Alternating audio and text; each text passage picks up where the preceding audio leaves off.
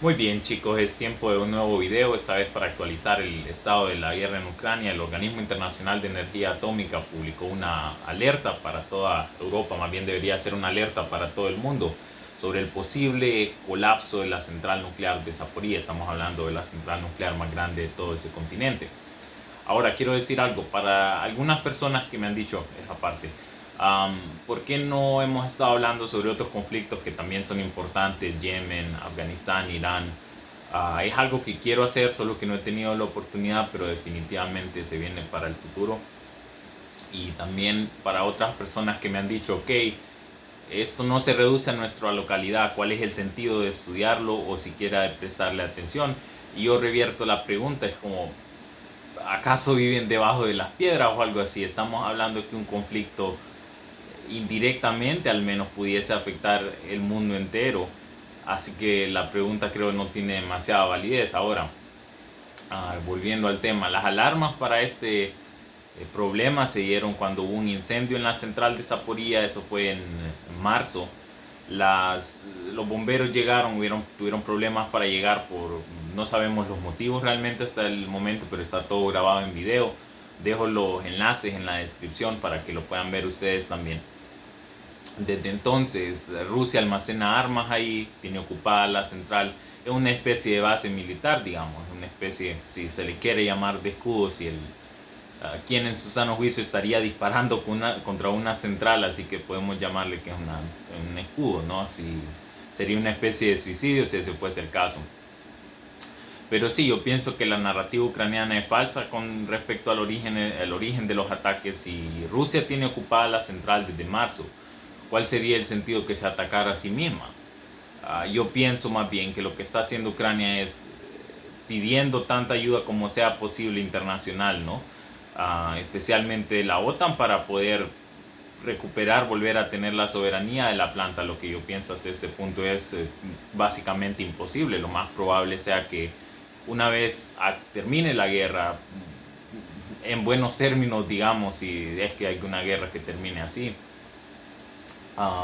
se distribuya esa energía eficientemente de parte de Rusia hacia el sur de Rusia misma o hacia las partes ocupadas o conquistadas de Ucrania. Eso sería lo más eficiente y sería lo que los rusos van a encontrar más lógico. Es básicamente improbable que Ucrania vuelva a tener soberanía de la planta. Pero centrémonos en eso. Digamos que a ninguno de nosotros nos interesa esos dos países y solo nos interesa la seguridad nuclear. Todos los eventos que han sucedido hasta ahorita han violado todos los principios de seguridad nuclear. Es una suerte que en este incendio haya sucedido en un edificio de capacitación de entrenamiento, que no haya violado ningún tipo de seguridad nuclear dentro de la planta. A pesar de que también, o sea, hay algunas fuentes que dicen sí, hubieron fugas radioactivas, otras que no hubieron. No podemos estar 100% seguros. Si estos gobiernos tienen la oportunidad de poder ocultar ese tipo de información, lo van a hacer, ya lo han hecho antes. Tenemos el derecho de poder, o buenas razones para poder dudar de su información. Eso básicamente. Solo pónganse a pensar en el caso de Moscú, de hecho, después de ese incendio, ¿qué fue lo que hicieron?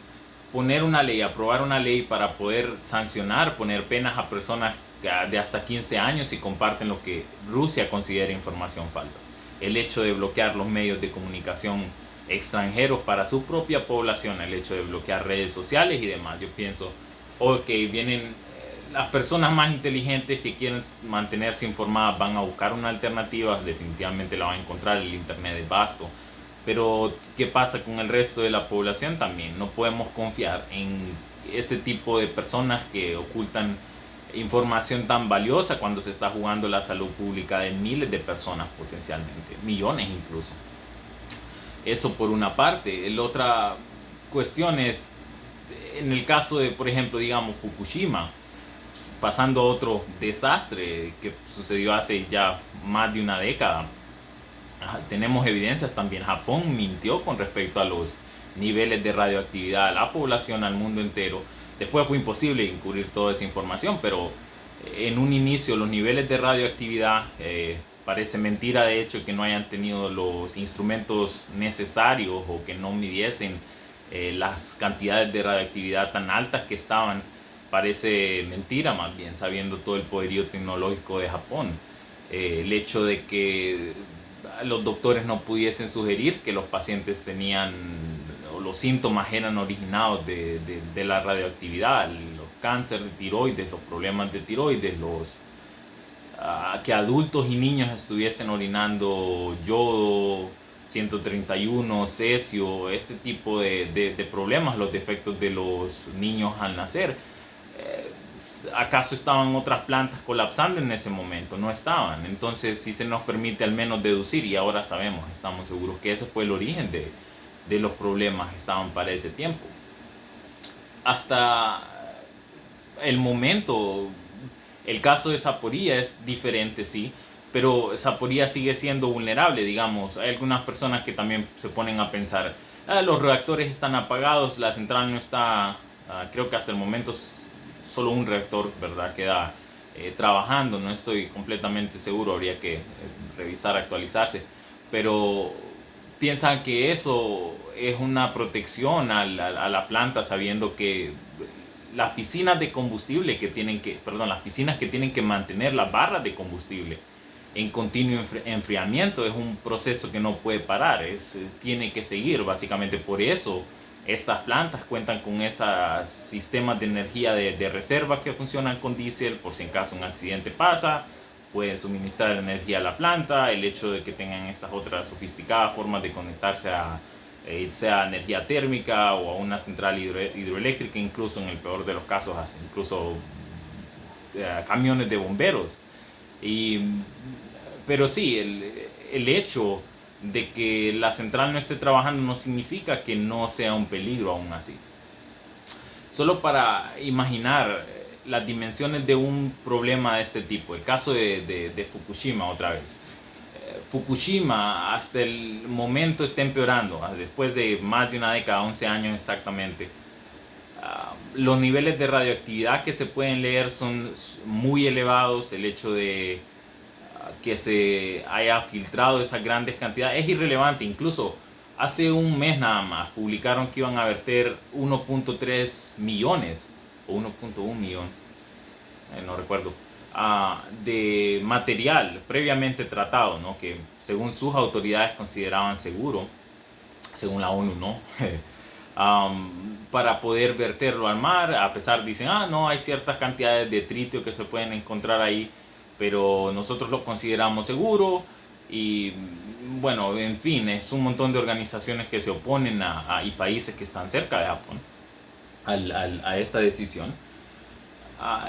Aún así, por razones científicas está bien, ok, sabemos, especialmente si tenemos estas otras plantas que están en riesgo de tsunami, que pudiesen sufrir un destino parecido a Fukushima en un futuro no lejano incluso.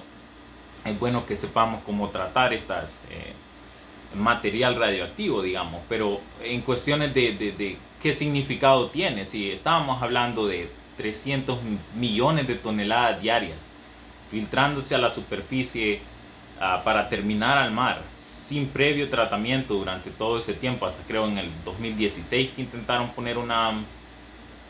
intentaron hacer esta capa de hielo para evitar la filtración, una solución parecida al hielo.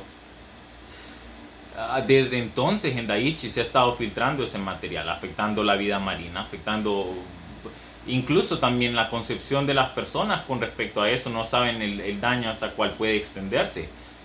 Para quien tiene por lo menos una idea de cómo funciona el transporte de sustancias en un medio marino para toda la vida marina, puede imaginarse por, digamos, no solamente esa área que fue afectada por la radioactividad donde se derramó exactamente, va a quedar afectada incluso por siglos. Puede incluso desaparecer la raza humana y estarían esos rastros ahí de isótopos seriamente peligrosos para la vida y que no se pueden descontaminar ahora. El hecho de que por bioacumulación estas otras especies también vayan siendo afectadas, las algas, el plancton, estrellas de mar, etcétera, etcétera, etcétera. entendemos que no solamente por lo menos el norte del Pacífico quedaría radioactivo, no entendemos tampoco qué extensión pudiese tener, hasta qué partes terminaría afectando incluso. No, no logramos comprenderlo a cabalidad, pero sí, definitivamente es irrelevante en relación a esta 1.3 toneladas a las 300 que se estaban filtrando por día, por decirlo así. Lo único que queda rescatar es en sí el conocimiento científico que pudimos obtener de ello. Pero eso básicamente, incluso es tanta la hipocresía, digamos, es tanto la falta de responsabilidad que incluso se negó ¿cuándo fue esa noticia? Fue el mes pasado, de hecho. No, eso fue, sí, el mes pasado. Japón negar responsabilidad sobre el evento, ¿verdad? De Daishin hace 11 años. Eso significa no compensar a las víctimas que fueron afectadas por todo el accidente, que en parte supongo TEPCO se va a hacer responsable hasta cierto punto. No sé si los casos que sean un poco más, o de personas que pudieron hacer la presión legal más fuerte, pero en sí que esos gobiernos no respondan a ese tipo de problemas. Incluso cómo fue que resolvieron el problema en Japón una vez se dio el evento, en caso de que otros países de Occidente prohibieron la importación de este tipo de alimentos que venían del mar, incluso derivados de la agricultura. Japón lo que hizo fue elevar los niveles de radioactividad para lograr vender el alimento. Podemos elevar los niveles de radioactividad para que la gente pueda consumirlo. Y no nos va a interesar nada más. Pueden tener sus isótopos radiactivos y a largo plazo sufrir esta serie de enfermedades, incluso algunas consecuencias que no conocemos todavía. Y eso fue básicamente su forma de lidiar con el problema. A pesar de que tuvieron esta buena idea de crear, eso fue en 2016, esta barrera de hielo para evitar la continua filtración de esta material radioactivo al mar. Eso fue una buena idea, algo que por lo menos mitiga el problema de alguna forma. Pero sí, el otro ejemplo que tenemos Chernobyl también, tenemos otra serie de desastres con que guiarnos también. El caso de Chernobyl, estos países que están afectados alrededor, pues Ucrania, Rusia, Bielorrusia y demás, que las personas que estén o que estuvieron cerca obviamente del accidente estén sufriendo de cáncer, que los animales también tengan problemas en sus cuerpos debido a la radioactividad, nos permite deducir que fue por motivo del accidente. Por supuesto que si no había también otro origen de radioactividad así de nociva para el ser humano en el ambiente. Simplemente el desastre de Fukushima. ¿Qué fue lo que hicieron ellos? Buscaron una solución también mejor, al menos que a lo que se extendió el desastre en TEPCO, o bueno, a la central de Fukushima. Cubrir, si no me equivoco, 2 veces con un sarcófago, con una estructura de acero a Fukushima, para que la radioactividad no se siguiera extendiendo en esa parte. Es una medida inteligente, al menos. Costó billones, por cierto. Pero sí, eso son los 2 ejemplos en los cuales nos podemos guiar y decir, podemos deducir qué tipo de problemas pueden suceder con esta central de Zaporizhia. Aún así, pienso yo, estamos en un problema mucho más grande. Si esos son esos 2 ejemplos, no son bastante parecidos a la situación en la que estamos ahorita. Solo pongámonos a pensar, el caso de Chernobyl no tenía una protección como la puede tener Zaporizhia en ese momento. No tenía esta estructura de hormigón que pudiese protegerlo de un impacto de aviones. Y aún así, tenemos esta protección. ¿Qué magnitud explosiva pudiese tener esta serie de misiles, proyectiles que pudiesen impactar? ¿Qué intención? Porque tienen todo el poderío en armas para poder hacerla añicos, si ese fuese el objetivo, no dejar otro espacio más que un caos nuclear básicamente, si eso quisieran. Así que esa es la cuestión. En este momento no estamos hablando de un accidente, estamos hablando de, si se le quiere llamar un accidente, un lanzamiento de un proyectil intencionado, bueno, pues estaríamos lidiando en contra de eso, no un accidente como tal, para la cual la planta está muy preparada. Las plantas son increíblemente eficientes, tienen sistemas de seguridad muy buenos. Hemos aprendido increíblemente de todos esos errores. Yo admito eso. De hecho es increíble todas las pruebas antes de los errores que estaban en las plantas para poder protegerlas. Pero no es el caso en este momento. En este momento estamos diciendo de que incluso, bueno, los rusos están advirtiendo que cualquier cosa le pasa a la planta, puede desatarse en una guerra nuclear, incluso terminar en Washington también destrozado, según las amenazas de estas personas de la seguridad en Rusia. Entonces no es un problema tan sencillo de explicar, por así decirlo. Tenemos eso. La otra cuestión que no hemos hablado demasiado es la psicología de las personas que están operando la planta. Hay que recordar, desde que Rusia tiene tomada la planta, el personal ucraniano sigue ahí, sigue trabajando. Pensemos en el caso de Chernobyl. Las personas que se quedaron en ese lugar, que se quedaron trabajando y que no tuvieron un relevo, definitivamente afectó el desempeño de la planta. En ese momento estamos hablando de personas que están escuchando continuamente el sonido de los proyectiles, bombas y demás en los alrededores. Es una cuestión increíblemente estresante para poder desempeñarse completamente. El hecho de estar rodeados continuamente de militares, el hecho de que posiblemente estén sufriendo algún tipo de abuso.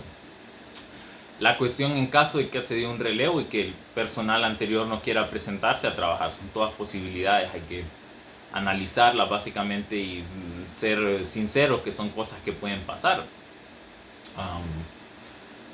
La otra cuestión es cómo, yo entiendo si todos estos países están haciendo todo lo posible para resguardar a su población, para poder mantenerla segura, evacuar, hacer todos los protocolos de seguridad para poder lidiar con este problema. Incluso miré una entrevista de una mujer, estaba diciendo que ella fue víctima de Chernobyl, que su familia, ¿verdad?, había sufrido cáncer por razón de Chernobyl y no sabía cómo reaccionar, no sabía qué darle. Tenía una botella de yodo, no sabía qué dosis, no sabía qué tipo de yodo, no sabía qué, si no me equivoco era una madre soltera, si tenía una niña, no sabía qué darle. Se inventó en su mente en ese momento que iba a darle 10 gotas de yodo en caso de que sucediese el accidente.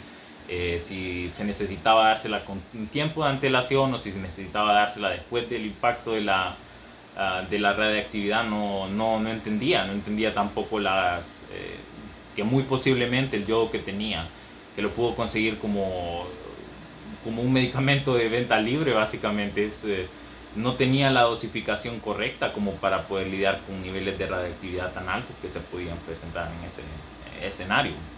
Así que yo pienso que estos gobiernos tienen que hacer todo lo posible para mantener a las personas informadas y al menos tener la capacidad de poder lidiar con un problema de estos. Al menos no pienso que pueda ser una solución que no pueden conseguir económicamente estos países. Es posible. Pero sí, esperemos este problema no termine mal. No queremos que las inspecciones se logren realizar, que estos países se abran a negociar básicamente, a que se le presione a Kiev, a Rusia, a Moscú, a tanto como sea posible para que permitan la inspección de este organismo internacional y estén de acuerdo en que no suceda un Fukushima o un Chernobyl multiplicado por 10 como han dicho algunos expertos ahí. Entonces, bien chicos, eso es todo. Gracias por escuchar.